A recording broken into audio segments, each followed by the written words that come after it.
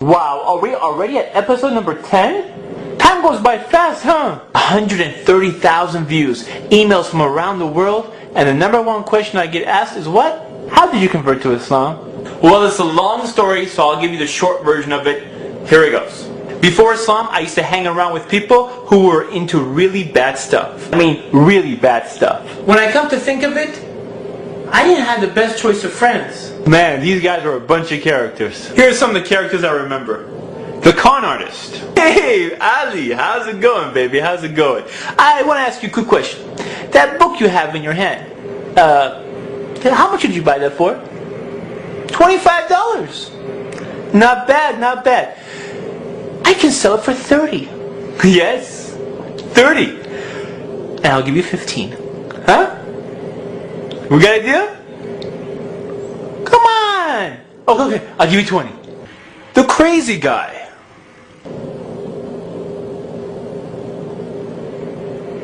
What? The trash talker. So he came up to me, I was like, dude, what are you talking about, man? What are you talking about? If you got something to say it in my face. And he was like, he just looked at me like I was crazy. And I told him, man, you know what? What? Is he behind me? Is he behind me? Oh, okay. Anyways, I told him, what did I tell him? The weird guy. So what you doing today?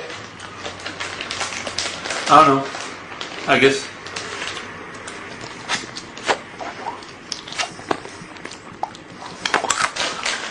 Oh, I'm sorry. Did you want some? You sure? Okay. The thief. What's going on, man? Everything cool? You cool? Alright. Once I get those credit card numbers, I'll be in business. Bam! I'll be in business. You know what I'm saying? Woohoo! So one day, one of my best friends, which was also one of the worst friends, asked me to come play basketball with him in a Muslim basketball tournament. A Muslim basketball tournament. So I asked him, cool, who do we know that's Muslim? He tells me he's Muslim. You're Muslim? Mr. Illegal? Mr. I just got arrested? Mr. Let me teach you how to cheat in school? Mr. Hey, look at that girl over there? You're Muslim? You're Muslim?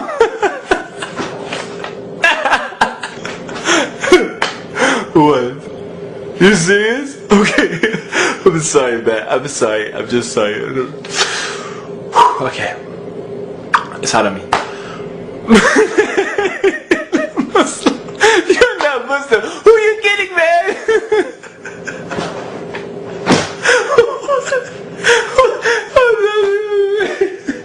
I'm getting out of here. I couldn't believe it. So on the day of the tournament, I go to his house, and all the teammates are meeting up there. But they're wearing hats that say the word Allah on it and the word Islam on it. I'm like, what? How could this be? I see these guys at school all the time. I have like no idea these guys were Muslim. Zero. With all the stuff I see these people do, I didn't think they had any association with any religion. So we went to the tournament, and when it came for a time for prayer, my team walked out. Yes, they said, let's go chill outside. I'm like, chill? Don't you guys go pray like 5 times a day? No, man, it's cool. We're gonna go chill outside. And judging by their actions, I thought Islam was some type of cultural thing. So of course, after seeing the way these people were Muslims, I had no interest into looking into Islam. Did I become Muslim after seeing these guys? No. As time went on, I noticed more and more of my friends were getting me into trouble. I guess this is what happens when you have bad friends around you. Sometimes you don't even look for trouble, but trouble seems to find you. One guy got arrested, the other one's in trial, and bam, I get shot at. Twice. And what religion am I practicing? Nothing. I was worshipping idols. Worshipping idols. Wearing these superstition rocks around my neck, thinking that these rocks will benefit me somehow. But they didn't. I was lost in a world of jahiliyyah, a world of ignorance. Islam was never given to me, so I had no idea what it was. Eventually I realized that these idols didn't benefit me. So one day I decided to search for the truth. I told myself if I find it, I will change my life. So I started looking into different religions and different ways of life. One by one, I found errors in different religions. Each time I found an error in a religion, I would throw it out. I mean, if the religion is from the creator of all things, the one who made everything, from God the Almighty, how can I have an error in it? Or how can I accept a message that's been changed by man? Or how can God get killed or die? I didn't buy it. Or blind following some clergy guy? Someone who claims he's closer to God than the rest of us? I don't think so. Pretty soon, I start losing hope. It looked like all the religions were eliminated. Then one day, someone gives me a flyer to an Islamic camp. So I figured this would be a great time to check out the religion of Islam. Unfortunately, it was bad timing. You see, my father was in the hospital and the doctor told us he has about a few days to live. So my mother tells me we should stay here because this is the last time you'll probably see your father. So at first I decided to stay. And then, suddenly, I don't know what happened, I changed my mind. I figured there was only one religion left and I had to check out what this Islam is. So against my family's will, I decided to go. So I took my purple-haired girlfriend and we went to the Islamic camp. Purple-haired girlfriend? Dude, I told you I was lost. Anyways, when I got to the camp, I was causing a lot of problems. Let's say I was just a big troublemaker and they wanted to kick me out. Yeah, I was pretty bad. And eventually I got so tired of causing trouble, I took a break and I sat down. And I actually started listening to the lecture. It sounded very interesting. The speaker was talking about things I never heard before. I started evaluating, analyzing, questioning.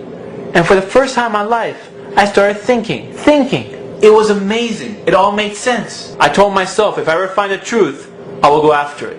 In less than 24 hours, I became Muslim. I told my longtime girlfriend, it's over. She was in shock. When I came home, I told my parents, I became Muslim. They were in shock. And when I told my friends I'm Muslim, I think they probably thought I went crazy. Crazy! I think the reason that the camp made such a difference is it isolated me from all the distractions you get in this life. You see, in our normal life, we're distracted with so many different things. But if you take all these distractions away, and you get a chance to actually think, and Islam is presented to you, it makes perfect sense.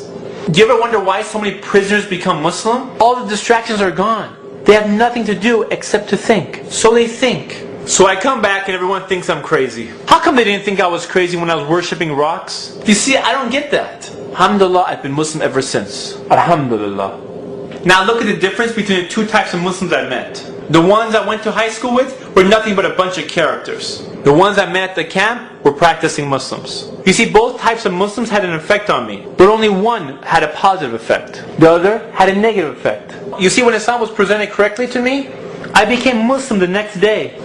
So if you call yourself Muslim and you imitate the misguided people around you, why would anyone want to be like you?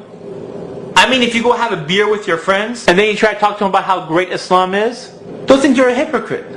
You see, there's people out there that are just like me. They are sincere, they want the truth, but they just need someone to present it to them. SubhanAllah, Allah subhanahu wa ta'ala gave you Islam. It's the greatest gift you can get in your life. And if you throw that away so you can imitate the misguided people, how does that make sense? I mentioned two types of Muslims. It's up to you to decide which one you want to be. Yeah, one path is going to be tougher than the other, but the end result is worth it. As you know, there's no compulsion in Islam. So the way we carry ourselves is the way we carry Islam to the people. SubhanAllah, those who had Islam and decided to be bad examples around me and never gave me Islam, what are they going to say to Allah subhanahu wa ta'ala on the Day of Judgment? Instead of giving me Islam, they gave me nothing. You see, if you slack off in your religion, it doesn't just affect you, but it also affects everyone who interacts with you. Do you know what I'm saying? No, seriously, do you know what I'm saying? I hope you do, inshallah. This is Ali reminding you just in case you forgot. This is Ali reminding you just in case you forgot.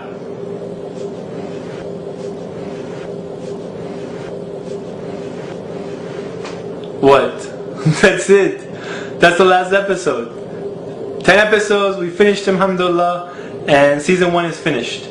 I hope to come back for season number 2, inshallah. I hope you come back for season number 2, inshallah.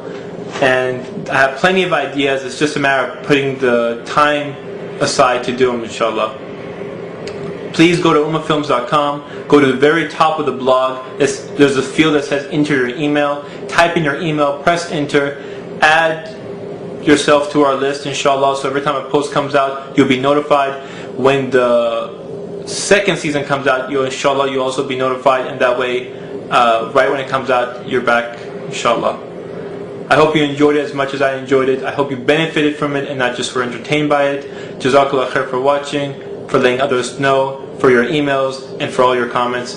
Assalamu alaikum. This is Ali reminding you just in case you forgot.